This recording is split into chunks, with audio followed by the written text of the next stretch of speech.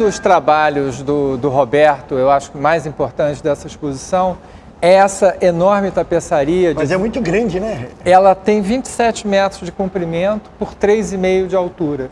E a escala é uma parte importante dela, né? Quer dizer, é das obras mais monumentais do Roberto. Ele fez para a Prefeitura de Santo André, e esses tapetes ele fazia o desenho e eram executados pela Tecelagem Paraíba. Né? E ele, muitas pessoas brincam, né, que ele tornou de novo o Paço um palácio, né, pela monumentalidade e tudo. E aqui é um dos poucos quadros da exposição que não é do próprio Roberto, é um retrato dele feito pelo Guignard, de quem ele foi assistente. Né? O Roberto, além de estudar na escola, ele foi assistente do Portinari e do Guignard, que aí completam a formação dele. Né? Ele era, né, Anselmo, esse magnífico pintor, né, retratista, também um pintor, digamos, acadêmico, né, mais convencional. E essa fase, né, dele, que é a fase inicial dos anos 30, né, ele já começa também a introduzir novidades, modificações. Agora, ainda fazia uma pintura muito mais para figurativa, né, para retratar as coisas.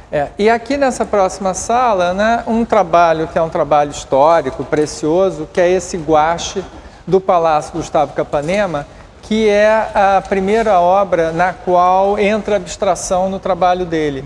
E que é uma obra assim, fantástica, de clara influência do Arp, né, da coisa do abstracionismo, mas que é uma pintura fina, né? E uma pintura de 1938, quer dizer, na época não se fazia muito isso.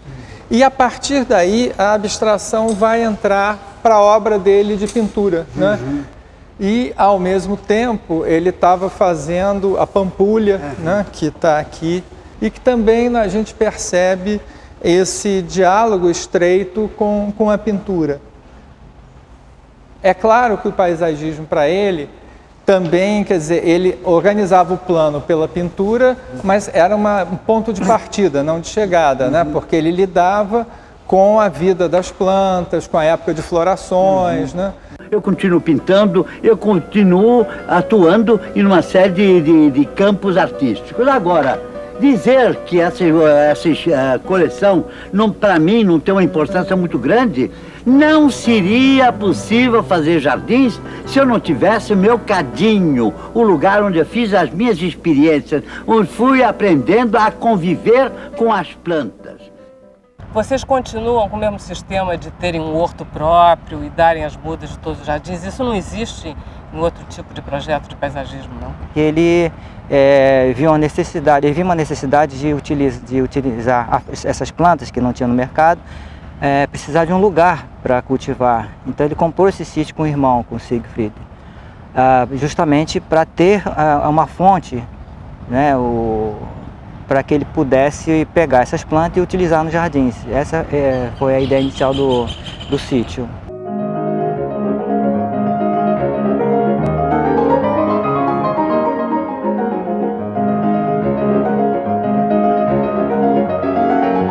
Dos jardins que ele fez, tem algum que o senhor gosta mais? Não, tem tantos que é difícil escolher, né?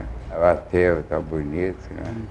O Ministério da Educação, que era imitado, mas ele fez o jardim também. Não, ele era um colaborador muito bom, muito competente. Quais outros projetos ele gostava particularmente, além do Ateu? Aqui no Rio de Janeiro ele gostava muito daqueles projetos no centro da cidade, que é o da Lago da Carioca e o entorno, né? A Petrobras, BNDES, a Catedral mesmo, inacabada, o Convento de Santo Antônio. Então aquela área ele gostava muito. Lógico, Copacabana também, aquele painel grande, Copacabana, ele tinha um orgulho daquilo. Ele tem jardins muito diferentes, né? Assim, por exemplo, é esse aqui, o Jardim do Man e todo o Aterro do Flamengo, né? Que é um projeto monumental, de uma escala grandiosa, enfim, e que tem funções recreativas, enfim, todo é diferente, né? Assim, eu particularmente gosto dos jardins privados dele, eu acho que são lugares muito preciosos, né? Tem esse projeto que foi premiado, né, lá em Correias, né, que era a residência da Odete Monteiro, que foi um projeto premiado na Bienal de São Paulo, e que é um lugar lindo, realmente um jardim muito encantador, lindo, e ele trabalha muito com diferentes tipos de plantas e cores, e cheiros e tamanhos, assim, então aquilo é muito precioso, eu acho muito bonito.